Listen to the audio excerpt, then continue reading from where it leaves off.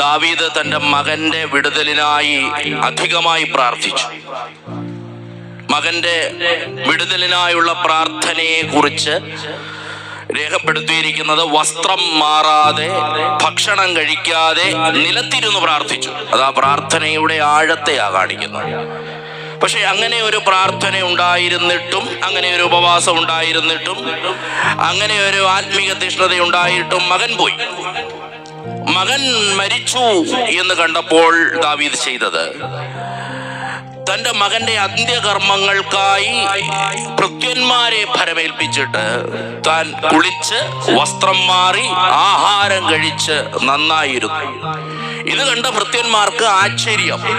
മകന്റെ വിടുതലിനായി പ്രാർത്ഥിച്ചു, മകൻ മരിക്കാതിരിക്കാൻ പ്രാർത്ഥിച്ചു, പക്ഷെ മകൻ മരിച്ചു. അപ്പൊ മകൻ മരിക്കാതിരിക്കാൻ പ്രാർത്ഥിച്ചപ്പോൾ ഉണ്ടായിരുന്നതിനേക്കാൾ ദുഃഖമല്ലേ മരണം സംഭവിച്ചാൽ ഉണ്ടാകേണ്ടത്?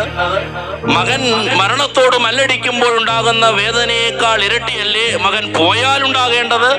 എന്തിനാണ് അങ്ങ് ഇങ്ങനെ സന്തോഷത്തോടെ ഭക്ഷണം കഴിച്ച് വസ്ത്രം മാറിയിരിക്കുന്നത്? ദാവീദിന്റെ മറുപടിയാണ് ഈ കൂടപ്പെട്ട ജനത്തിനും ഭവനത്തിനുമുള്ള പ്രത്യാശ വാക്ക്. എന്റെ മകൻ തിരിച്ചു വരണം എന്ന് കരുതി തന്നെയാണ് ഞാൻ പ്രാർത്ഥിച്ചത്. എന്റെ മകനെ തിരിച്ചു കിട്ടും, ദൈവം എനിക്ക് തരും എന്ന് തന്നെ ചിന്തിച്ചാണ് ഞാൻ പ്രാർത്ഥിച്ചത്.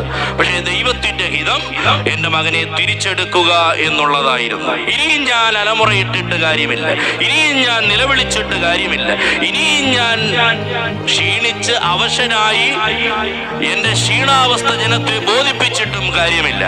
ഇനിയും എന്റെ മകൻ എന്റെ അടുത്തേക്ക് വന്ന് ഈ സിംഹാസനത്തിൽ ഇരിക്കുകയല്ല, അവന് വേണ്ടി ദൈവം ഒരുക്കിയ വലിയ സിംഹാസനത്തിൽ അവൻ ഇരിക്കുന്ന നാളിൽ ആ സിംഹാസനത്തിൽ ഇരിക്കുന്നത് കാണാൻ, തേജസ്സോടെ ഇരിക്കുന്നത് കാണാൻ, ഇവിടെ നിന്ന് ഞാൻ അവന്റെ സന്നിധിയിലേക്ക് പോകാനുള്ള ജീവിതത്തിന്റെ വിശുദ്ധിയുടെ തയ്യാറെടുപ്പാണ് എനിക്കുണ്ടാകേണ്ടത് എന്ന പ്രത്യാശയിൽ ജീവിക്കാനാണ് ഞാൻ തയ്യാറെടുക്കുന്നത് എന്നുള്ളതാണ്. ഇനിയും ദാനിയേലപ്പച്ചൻ തിരിച്ചു വരുന്നില്ല, ദാനിയേലപ്പച്ചൻ മെതുമേൽ IPC ആരാധിക്കാൻ വരത്തില്ല, ചിന്നമ്മ അമ്മച്ചിയുടെ കൂടെ ജീവിക്കാൻ വരത്തില്ല, മക്കളുടെ പിതാവായിട്ട് തിരിച്ചു വരത്തില്ല. ഇനിയും ദൈവിക പിതാവിന്റെ മകനായി അവിടെ ഇരിക്കുകയുള്ളൂ. ഇനിയുമുള്ളത് ഈ ശുശ്രൂഷയിൽ പങ്കെടുക്കുന്നവർ, ഭവനക്കാർ, ദൈവമേ ആ പിതാവ് പോയ ഭവനത്തിലേക്ക് എനിക്ക് പോകാനുള്ള ജീവിത വിശുദ്ധി തുടർന്നുള്ള ജീവിതത്തിലും ശുശ്രൂഷയിലും പ്രാപിച്ചെടുക്കാൻ എന്നെ പ്രാപ്തമാക്കണേ എന്ന പ്രാർത്ഥനയാണ് നമുക്കുണ്ടാകേണ്ടത്.